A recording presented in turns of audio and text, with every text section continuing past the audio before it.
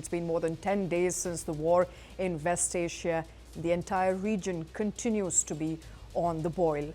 Chaos erupted at the Ben Gurion Airport as tensions from the ongoing conflict with Iran continue to disrupt global air travel. Scenes of confusion, anger were reported at the airport after several outbound passengers were suddenly refused boarding despite holding confirmed tickets. In fact, police were called in to the check-in counters after frustrated travelers confronted airline staff demanding explanation for why they were not being allowed to board the flight. According to local reports, the disruption was triggered by last-minute policy change by Israel's Ministry of Transport and Road Safety. Officials had reportedly informed national carrier overnight that the passengers' limit on certain flights had been increased from 100 to 200. However, the directive was reversed again the following morning, restoring the cap once again to only 100 passengers per flight. As a result, several passengers who had received notification confirming their seats were later denied boarding at the airport.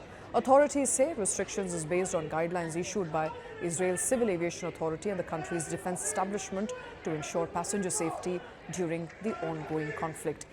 Airlines say that they are in fact operating under constantly changing wartime instructions, have apologized to travelers affected by the sudden changes.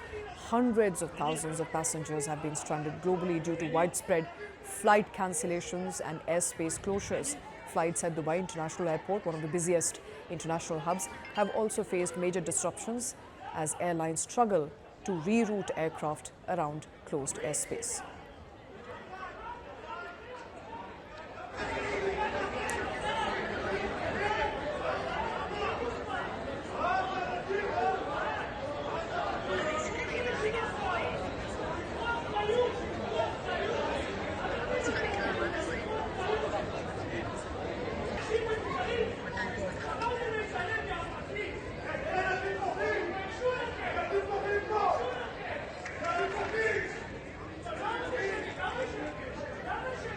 Passengers at Dubai International Airport were rushed to emergency shelters after authorities issued a missile threat alert linked to escalating conflict involving Iran.